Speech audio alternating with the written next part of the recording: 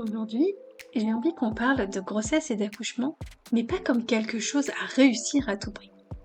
Simplement comme quelque chose à vivre.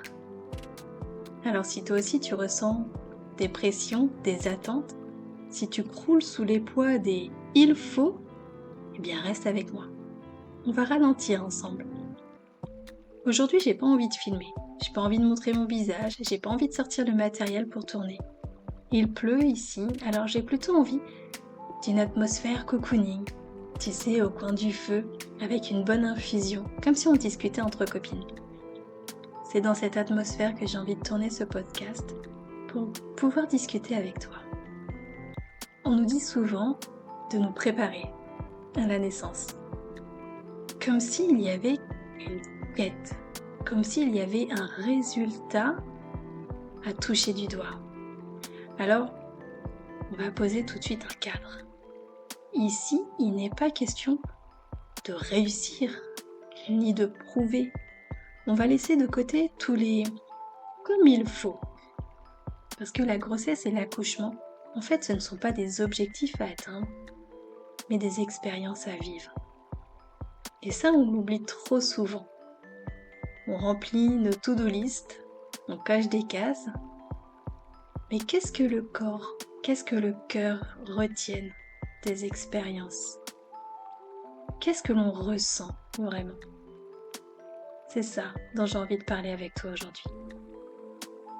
Ce que vivent les femmes pendant la grossesse et l'accouchement, c'est souvent teinté par les conseils de tout le monde. Tu sais, les conseils de Tati Georgette, qui va te raconter longuement ses 3 accouchements, tous plus grandioses les uns que les autres, comme si elle avait vécu une horreur. Ou alors, les conseils très justes et avisés de ton cousin Jean-Marc, qui n'a pas d'utérus puisque c'est un homme, mais qui pense tout connaître de l'accouchement, sous prétexte d'avoir vu sa femme allongée sur un lit d'hôpital avec une péridurale. On en a du chemin à parcourir encore. Je ne te parle même pas ici de notre inconscient collectif, complètement chargé de tout ce qu'on a bien voulu nous coller sur le dos depuis des décennies. Tu sais, tous ces récits complètement dramatiques, tous ces films, même encore aujourd'hui, qui parlent de femmes qui meurent pendant l'accouchement, de bébés qui meurent également pendant l'accouchement. Alors oui, ça arrive, mais pas aussi souvent qu'on a envie de nous le faire croire. J'aimerais qu'on cesse de brandir la peur comme étendard à chaque fois qu'une femme a envie de faire quelque chose. Et bien souvent, la grossesse et l'accouchement, ça devient vraiment des projets à gérer, à manager, le terme en marketing, à scaler. Il faut faire toujours plus. Et c'est horrible parce que ça rajoute une charge mentale extrême pour les femmes. Et pendant cette période de la grossesse, on en a vraiment, mais vraiment, pas besoin du tout. Alors oui, beaucoup de préparation à la naissance vont évoquer les aspects techniques. On va te parler de gestion de la douleur, de position, de respiration. Mais est-ce que vraiment tu as beaucoup d'espace pour exprimer ton vécu intérieur, pour exprimer tes doutes et pour parler justement de cette pression parfois silencieuse que l'on peut ressentir? Il n'y en a pas beaucoup. Alors au final, on se retrouve aujourd'hui avec des femmes qui sont effectivement très informées, parce qu'aujourd'hui, l'information, elle est partout, elle est accessible en temps réel. Tu poses une question, tu trouves ta réponse. Donc même sur des aspects très pointus, tels que la physiologie de la naissance, maintenant, les femmes sont formées, enfin de plus en plus. À moins que ce ne soit qu'un biais de ma profession en fait. Peut-être que beaucoup de femmes ne sont pas encore informées. Mais en tout cas, d'une manière générale, la connaissance est quand même plus présente. Mais c'est pas pour autant que les femmes arrivent au moment de l'accouchement en étant plus sereines. Je voudrais qu'on essaie ensemble de briser quelques croyances. Le mythe numéro 1, justement, c'est « si je me prépare bien, tout se passera bien ». Le marketing, encore une fois, a fait son œuvre. Je pense que tu as vu beaucoup d'offres passer qui te promettent justement un accouchement extraordinaire. Encore une fois, cette quête, ce résultat. Pourtant, aucune préparation ne garantit un déroulé. Et alors personnellement, j'ai justement beaucoup de difficultés avec les offres que l'on doit proposer parce que j'ai pas de garantie. Je ne peux pas te garantir que même si tu écoutes tous mes contenus, que même si on discute pendant des heures et des heures et des heures, rien ne me garantit que l'accouchement que tu vas vivre va se passer comme tu l'as imaginé. Rien n'empêche l'imprévu. Rien ne te promet un accouchement dit parfait. Mais là, ça serait bien justement de définir qu'est-ce qu'un accouchement réussi. Réussir un accouchement, selon toi, ce serait quels critères? Est-ce que ce serait le temps? Est-ce que ce serait l'absence ou le nombre d'interventions? Est-ce que ça va être le regard que les autres vont porter? Qu'est-ce qui fait que pour toi un accouchement est réussi? Parce que soyons honnêtes, c'est la façon dont toi tu vas vivre les choses, c'est le regard que toi tu vas porter sur l'événement. J'en veux pour preuve le nombre de femmes qui ont cette espèce de hiérarchie dans la qualité de nos accouchements. Hop, t'as eu une césarienne, t'as pas accouché. Ah, t'as accouché par voie basse avec péridurale. Oui, bah c'est la base. Ah, t'as accouché sans péridurale. C'est courageux. Ah, t'as accouché toute seule chez toi. Oh, toi t'es une guerrière. C'est ça. Ces espèces de fantasmes que l'on a comme si tout était hiérarchisé. Pourtant, si on prend donc cette soi-disant grille de lecture, on part du principe qu'une femme qui accouche chez elle, elle a tout réussi. Pourtant, il y a des femmes qui accouchent chez elles et pour qui c'est une horreur. Une horreur parce que peut-être que ces femmes-là n'avaient pas du tout prévu d'accoucher chez elles. Peut-être même que ces femmes-là ont accouché chez elles alors qu'elles ne savaient même pas qu'elles étaient enceintes. Si, les dénis de grossesse complète, ça existe. Et à l'inverse, peut-être qu'une femme qui a vécu une césarienne, on va lui dire « Oh ma pauvre, t'as pas de chance, t'as pas pu accoucher ».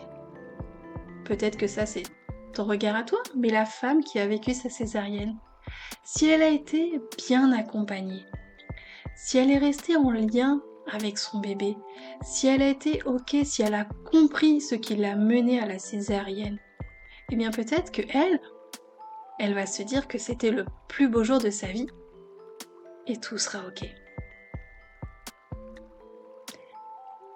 Donc j'ai vraiment envie que tu réfléchisses à cette question.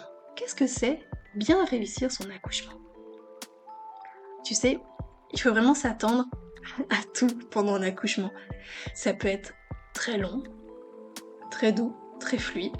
Ça peut aussi être d'une intensité que tu n'as même pas imaginée.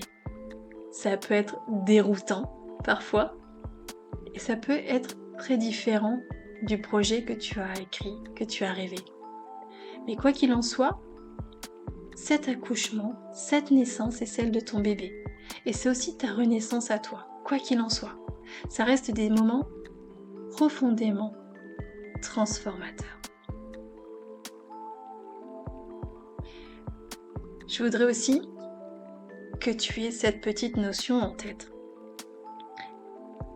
Tu peux très bien être très préparé et avoir besoin d'aide.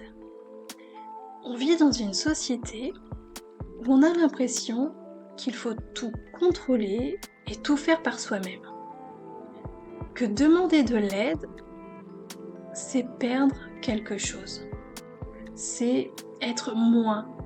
On a l'impression que demander de l'aide, c'est se diminuer. Alors que c'est totalement faux. Même si tu as besoin de quelqu'un, besoin d'un geste, besoin d'une intervention, cela n'enlève en rien la puissance de ton expérience. Il faut être clair, la préparation à la naissance, ça n'est pas un contrat signé dans le marbre qui va t'assurer l'accouchement de tes rêves, je te le redis encore une fois. Et puis, il y a un autre concept que je voudrais que tu balayes. Ton corps ne te trahit pas. Je marque exprès une pause et je te le répète. Ton corps ne te trahit pas. Oui, tu peux avoir besoin d'aide et c'est bien de savoir le demander. Parce que peut-être qu'au moment de l'accouchement, il y a des choses qui justement n'ont pas été réglées comme ça aurait dû l'être. Peut-être que ton corps, malgré tout ce que tu fais, peut-être qu'il va pas vouloir s'ouvrir par exemple. Tu vas te dire, ah mais je suis dans les bonnes positions, je fais tous les mouvements qu'il y a à faire, et pourtant rien n'y fait, mon col ne veut pas s'ouvrir.